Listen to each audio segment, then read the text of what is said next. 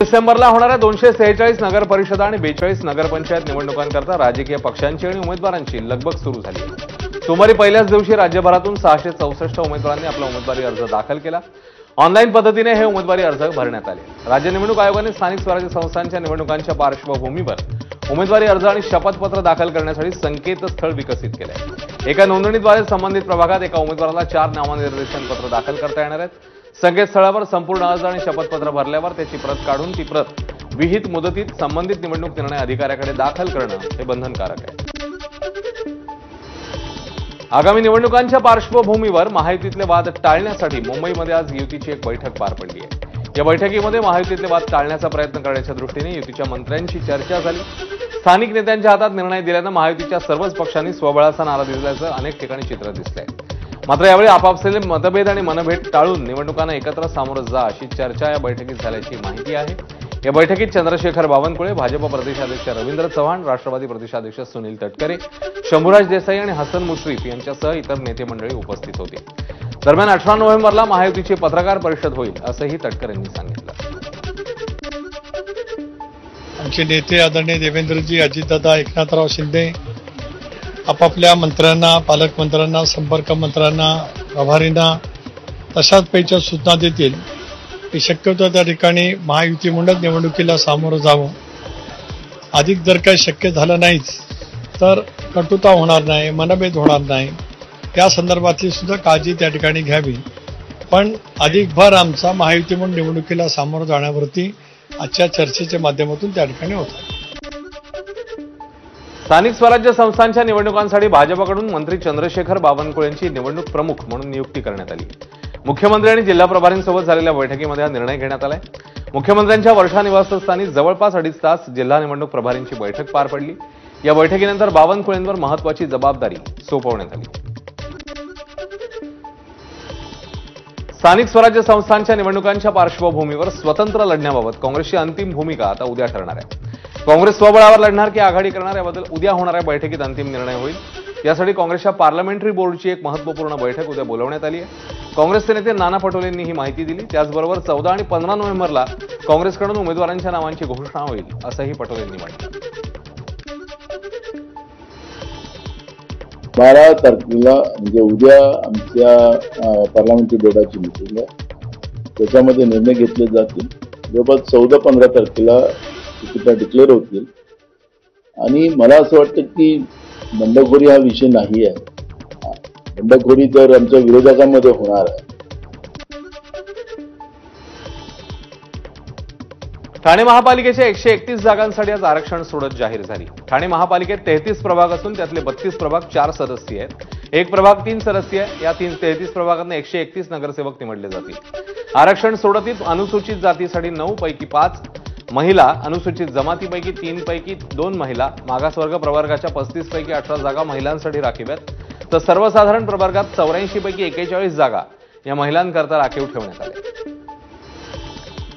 आगामी निवडणुकांआधी मुंबईमध्ये ठाकरेंच्या शिवसेनेला एक मोठा धक्का बसतोय। ठाकरेंच्या शिवसेनेचे उपनेते आणि 25 वर्ष बेस्ट कामगार सेनेचे अध्यक्ष राहिलेले सुहास सामंत आज शिंदेच्या शिवसेनेत प्रवेश करत आहेत। ऑगस्ट महिन्यात झालेल्या बेस्टच्या निवडणुकीत पराभव झाल्यावर त्यांनी राजीनामा दिला होता। बेस्ट निवडणुकीत ठाकरे बंधू एकत्र आल्यानंतरची पहिली निवडणूक लढवण्याच्या मागे सुहास सामंत होते। दरम्यान एकनाथ शिंदे यांच्या उपस्थितीत आज सामंत शिंदेच्या शिवसेनेत प्रवेश करतात। मीरा भाईंदरमधील शिंदेची शिवसेना, भाजप आणि राष्ट्रवादीच्या अनेक पदाधिकाऱ्यांनी नुकताच ठाकरेंच्या शिवसेनेत प्रवेश केलाय। मातोश्रीवर उद्धव ठाकरेंच्या उपस्थितीमध्ये हा प्रवेश पार पडला। उद्धव ठाकरेंनी भाजपवर यावेळी निशाणा साधलाय। भाजप लोकांच्या मनात संभ्रम निर्माण करत असल्याचं ठाकरेंनी म्हटलं। सिंधुदुर्गात महायुतीत लढण्याबाबत सावंतवाडीत आज आमदार दीपक केसरकरांच्या निवासस्थानी एक बैठक झाली आहे। बैठकीला केसरकरांसह भाजप जिल्हाध्यक्षांसह इतर प्रमुख नेते मंडळी उपस्थित होती। जिल्ह्यातल्या युतीबाबत यावेळी चर्चा झाली। तसंच बैठकीदरम्यान खासदार नारायण राणे आणि पालकमंत्री नितेश राणे यांच्याशी फोनवरून चर्चा झाल्याचं सांगण्यात येत आहे। युतीबाबत उद्यापर्यंत अंतिम निर्णय होईल अशी अपेक्षा आहे असं दीपक केसरकर म्हणाले। महायुतीची बोलणी सुरू झाली ही गोष्ट आशादायक आहे आणि त्याच्यातून काहीतरी चांगलं निष्पन्न होईल याची मला खात्री आहे। उद्या दुपारपर्यंत आवश्यक तो निर्णय होईल। मी आपल्याला सांगितलेलं आहे की बोलणी चालू आहे। बोलणी यशस्वी झाल्यानंतर आम्ही सर्व काही ते आपल्याला सांगू। राणे साहेबांनी पुढाकार घेतल्यामुळे महायुतीची बोलणी चालू झालेली आहे। त्याच्यातून काहीतरी चांगलं निष्पन्न होईल अशी मी अपेक्षा करतो. नवी मुंबई महानगरपालिकेत गेल्या 25 वर्षांपासून गणेश नाईक यांची एकाती सत्ता आहे. या निवडणुकीतही गणेश नाईकांच्या नेतृत्वाखाली भाजप मोठा विजय मिळवेल असा विश्वास माजी खासदार संजीव नाईक यांनी व्यक्त केला आहे. नवी मुंबईत युती करण्याकरता भाजप आणि शिवसेना इच्छुक नसून दोन्ही पक्ष स्वबळावर लढण्याची शक्यता आहे असं बोललं जात आहे. मात्र वरिष्ठ जो निर्णय घेतील तो आपल्याला मान्य आहे. मात्र स्वबळावर पालिकेत भाजपची सत्ता आणण्यास पक्ष सक्षम आहे असा दावाही संजीव नाईक यांनी केला.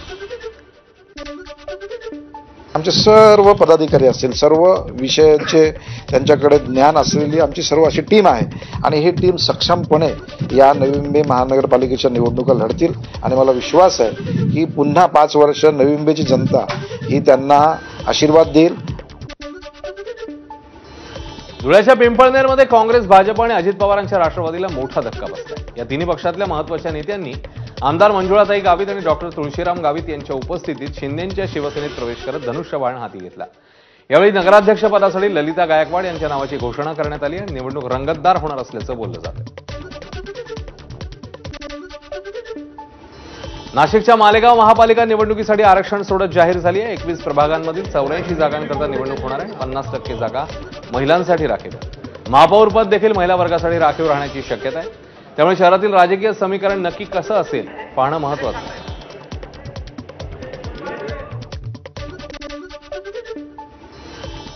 जळगाव महापालिकेच्या आगामी सार्वत्रिक निवडणुकीसाठी आरक्षण सोडत जाहीर झाली. मनपा आयुक्त ज्ञानेश्वर ढेरे यांच्या उपस्थितीत सोडत जाहीर झाली आहे. एकूण 19 प्रभागांचं आरक्षण जाहीर झालंय. बहुतांश प्रभागांमध्ये महिला आरक्षणाचा समावेश करण्यात आलाय.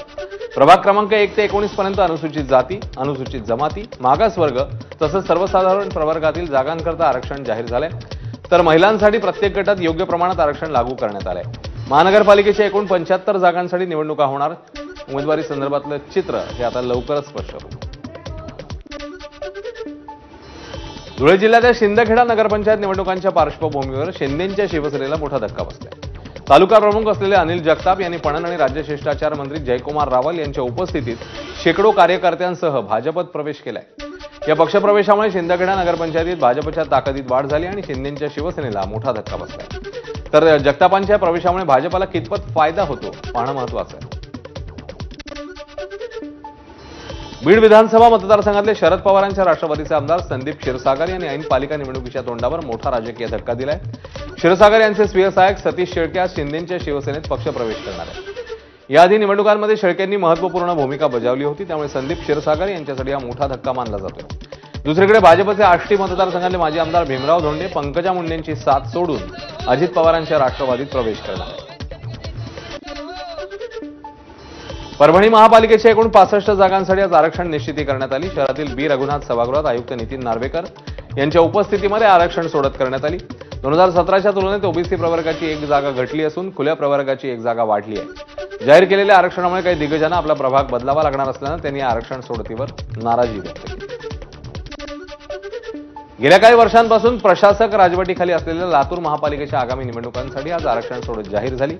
महापालिका आयुक्तांच्या अध्यक्षतेखाली लहान मुलाच्या हस्ते चिठ्ठ्या काढत 18 प्रभागातल्या 70 जागांकरता आरक्षण जाहीर झालंय. आरक्षण जाहीर होताच सभागृहात मोठ्या प्रमाणात इच्छुक आणि कार्यकर्त्यांची गर्दी झाली. आपल्या प्रभागात कोणतं आरक्षण लागू होणार याची उत्सुकता अनेकांमध्ये होती. त्यामुळे अनेकांनी सभागृह परिसरात मोठी गर्दी केली. धाराशिवमध्ये पालिका निवडणुकांच्या जागा वाटपाबाबत महायुतीतील संभ्रम दूर होत नसल्याचं चित्र आहे. तिढा सोडवण्यासाठी भाजप आणि सेनेच्या बैठकांचं सत्र सुरूच आहे. धाराशिवमध्ये भाजपाकडून नगराध्यक्षपदाकरता 22 जण इच्छुक आहेत. तर तुळजापुरात 23 जागांसाठी 50 उमेदवार इच्छुक आहेत. सेनेमध्ये इच्छुकांची मोठी गर्दी पाहायला मिळते. धाराशिवमधील कळंब आणि नळदुर्ग नगर परिषदेत अजित पवारांच्या राष्ट्रवादीची स्वतंत्र लढण्याची तयारी आहे. त्या अनुषंगाने पक्षाच्या प्रभागनिहाय बैठका सुरू आहेत. महायुतीत राष्ट्रवादीला विचारात घेतलं जात नसल्याचा आरोप राष्ट्रवादीच्या कार्यकर्त्यांनी केलाय. भाजप आणि शिवसेनेच्या नेत्यांकडून दुर्लक्षित केलं जात असल्याची भावना कार्यकर्त्यांनी व्यक्त केली. करून कळंब शहरावर सन्मानित सुरेश पाटील यांची आमच्यावर निरीक्षक म्हणून आणि प्रभारी म्हणून आणि निवडणूक पाहण्यासाठी त्यांच्याकडून जबाबदारी दिलेली आहे.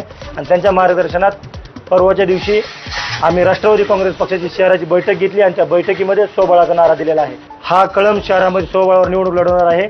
महायुती बाबतीत कुठलीही आमच्या डोक्यामध्ये चर्चा नाही आणि महायुती होणार नाही आणि करायची नाही असं आमच्या सोलापूर महापालिकेच्या आगामी निवडणुकीसाठी प्रारूप आरक्षण सोडत जाहीर झाली. 26 प्रभागातल्या 102 जागांसाठी आरक्षण सोडत करण्यात आली. ज्यांना या सोडतीवर आक्षेप असेल त्यांनी महापालिकेला लेखी कळवावं अशा सूचना पालिका आयुक्तांनी केल्या आहेत. 2 डिसेंबरला आयोगाच्या सूचनेनुसार अंतिम सोडत जाहीर होईल असंही सांगण्यात आलं. बारामती नगरपालिका निवडणुकांचं बिगुल वाजलंय. युगेंद्र पवारांच्या उपस्थितीत शरद पवारांच्या राष्ट्रवादीत इच्छुकांच्या मुलाखती पार पडत आहेत. बारामतीसह माळेगाव नगरपंचायतीतील इतरांच्या देखील मुलाखती होणार आहेत. बारामतीत सत्ता मिळवण्याकरता शरद पवारांच्या राष्ट्रवादीने कंबर कसली आहे. यंदा बारामती नगर परिषदेत शरद पवारांची राष्ट्रवादी विरुद्ध अजित पवारांची राष्ट्रवादी असा संघर्ष पाहायला मिळणार.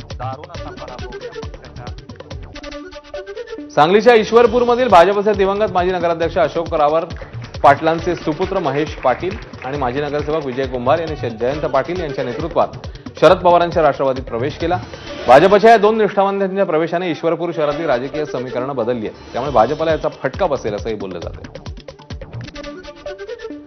सांगली जिल्ह्याच्या जतमध्ये भाजपने काँग्रेसला धक्का दिला. जत नगर परिषदेच्या माजी नगराध्यक्षा शुभांगी बनेनवर त्यांचे पती अशोक बनेनवर यांनी भाजप पक्षप्रवेश केलेला आहे. भाजप आमदार गोपीचंद पडळकरांच्या हस्ते हा पक्षप्रवेश झालाय. जत नगर परिषदेची निवडणूक भाजप स्वबळावर लढण्याची तयारी करत असल्याचं पडळकरांनी म्हटलं.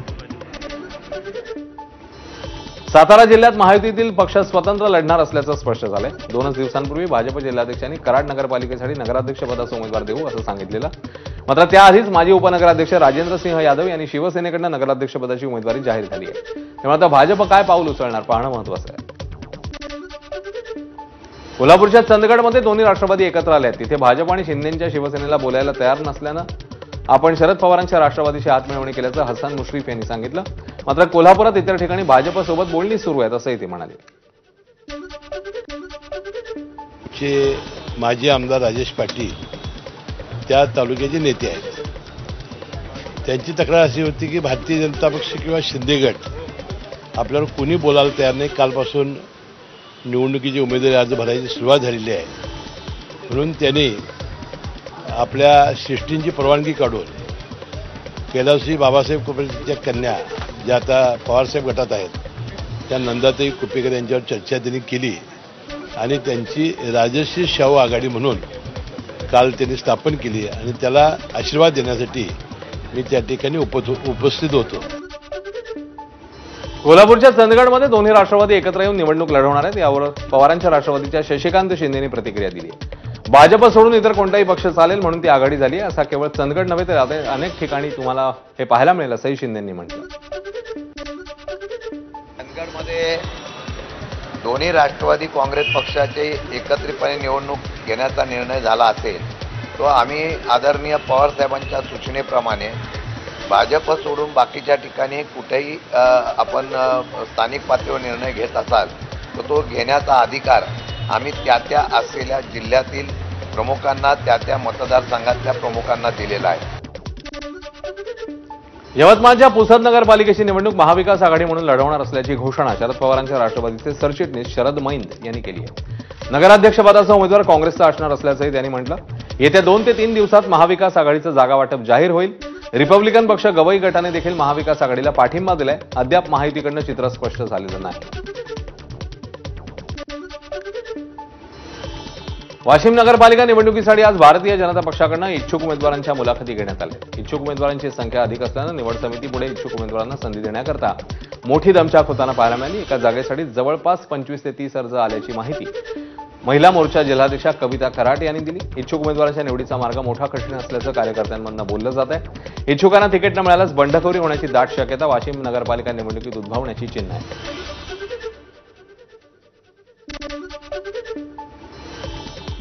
दारव्हा, दिग्रस आणि नेर या 3 नगरपालिकांची निवडणूक चांगलीच प्रतिष्ठेची होणार आहे. एकीकडे शिंदेच्या शिवसेनेचे मंत्री संजय राठोड आणि दुसरीकडे ठाकरेंच्या शिवसेनेचे खासदार संजय देशमुख यांच्यासाठी ही वर्चस्वाची लढाई आहे. पालकमंत्री आणि खासदारांच्या वर्चस्वाच्या लढाईत दारव्हा, दिग्रस आणि नेर पालिकेत कोण बाजी मारणार पाहणं महत्वाचं आहे. 2 डिसेंबरला राज्यामध्ये 246 नगरपालिका आणि 42 नगरपंचायतींसाठी मतदान होणार आहे. मात्र गोंदियातील आमगाव नगर परिषदेत निवडणुका जाहीर न झाल्यानं नाराजी पाहायला मिळते.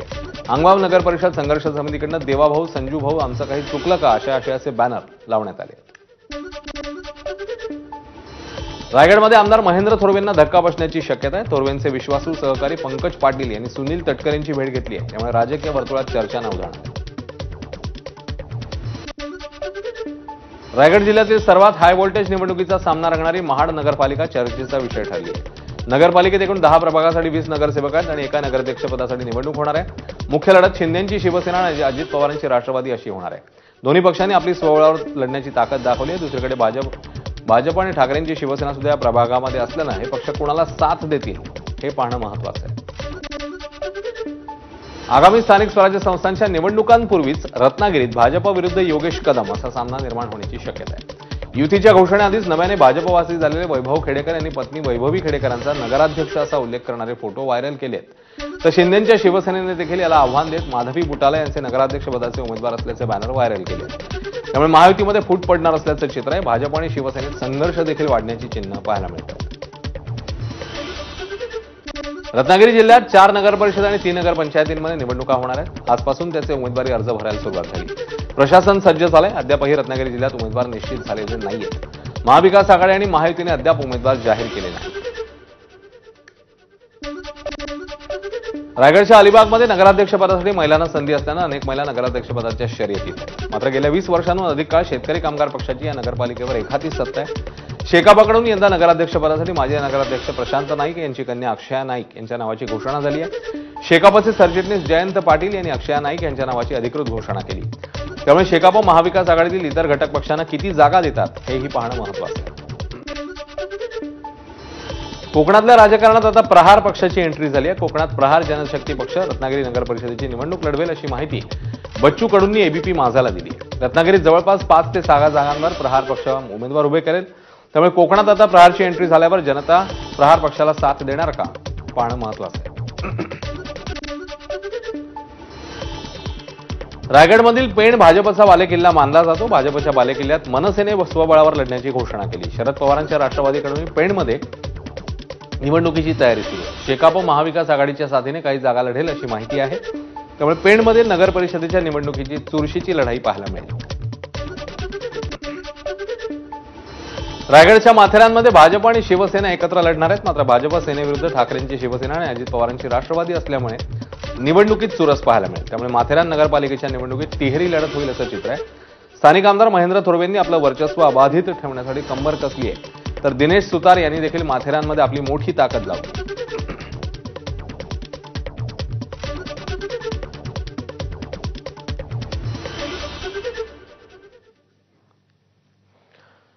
या निवडणुकीविषयक काही बातम्यांनंतर दिल्ली स्फोटासंदर्भातली एक मोठी अपडेट येते. पोलिसांच्या तपासात आता धक्कादायक माहिती समोर येते. स्फोटकांच्या जागेवर कोणतेही शार्पनेल आढळलेले नाहीयेत. स्फोट झालेल्या गाडीचे बॉडी पार्ट्स पोलिसांनी ताब्यात घेतले. स्फोटांच्या जागेवर शार्पनेल, खिळे, अणकुचीदार वस्तू या आढळलेल्या नाहीत. सर्व 9 मृतदेहांचं शवविच्छेदन हे पूर्ण झालेलं आहे. छिन्नविच्छिन्न मृतदेहांचं शवविच्छेदन करण्यात आलेलं आहे आणि त्यामध्ये काही बाबी समोर आल्या आहेत, ज्याच्यामध्ये स्फोटाच्या जागेवर शार्पनेल, खिळे, अणकुचीदार वस्तू हे काहीही आढळलेलं नाही. Is there any shrapnel which was found at all on the not location? not as of now, but still we are examining the scene of crime. गाड़ी तो पूरी विस्फोट में खत्म हुई है और उसके अंदर अभी और जो भी उसके साथ लिंक्ड फैक्ट्स आएंगे, अभी वही मैं कह रहा हूँ, it is too premature to comment upon anything. गाड़ी के अंदर ड्राइवर की बॉडी मिली है? बॉडी अभी तो देखो, अभी तो चल रहा है. अभी एफएसएल की टीम है, वो लोग उठा रहे हैं उसको, और उसके अंदर कुछ बॉडी पार्ट्स भी हैं. तिकडे दिल्लीचा हल्ला आंतरराष्ट्रीय कटाचा भाग असल्याचा दावा निवृत्त कर्नल अभय पटवर्धन यांनी केला. पाकिस्तानी आयएसआय आणि आयसिस कोकरन यांनी 10 दिवसांआधी पाकिस्तानच्या सर्व दहशतवादी संघटनांना भारतावर हल्ले करण्याचे निर्देश दिले होते. त्यामुळे मागच्या काही दिवसातला घटनाक्रम पाहता हा दहशतवादी हल्ला आंतरराष्ट्रीय कट असल्याचे नाकारता येत नाही असं अभय पटवर्धन यांनी म्हटलंय.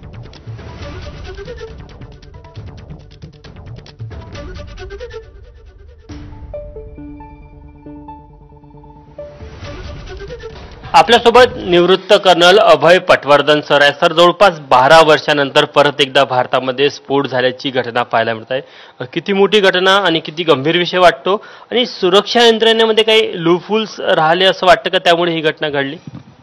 नाही, सुरक्षा यंत्रणेमध्ये काही लूपहोल नव्हते.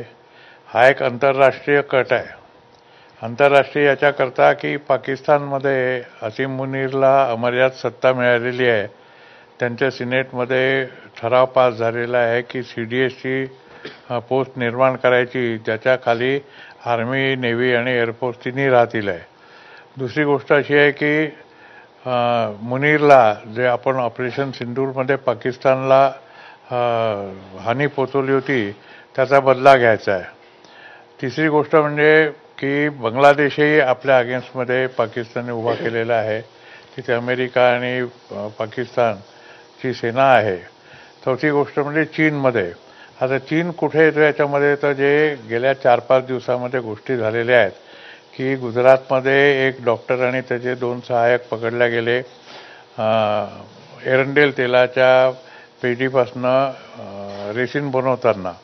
तर तो एक प्रकार होता. दुसरा म्हणजे फरीदाबादमध्ये काल सकाळी जवळपास 2900 किलो वजनाचं अमोनियम नायट्रेट पकडलं गेलं. तिसरं म्हणजे सहारनपूरमध्ये एक डॉक्टर पकडला गेला ज्याच्याकडे जवळपास 50च्या वर पिस्तुलं मिळाले. आता पुढची बातमी. दिल्ली स्फोटाबाबत केंद्रीय गृहमंत्री अमित शहांची वरिष्ठ अधिकाऱ्यांसोबत बैठक होतीये. स्फोटामागील गुन्हेगारांचा शोध घेण्याचे अमित शहांनी निर्देश दिलेत. एकाही गुन्हेगाराला सोडणार नाही असा इशारा अमित शहांनी दिलाय. एक अत्यंत महत्वाची बैठक सध्या आता पार पडते वरिष्ठ अधिकाऱ्यांसोबत गृहमंत्री अमित शहांची, ज्याच्यामध्ये गुन्हेगारांचा शोध घेण्याच्या दृष्टीने निर्देश देण्यात आले.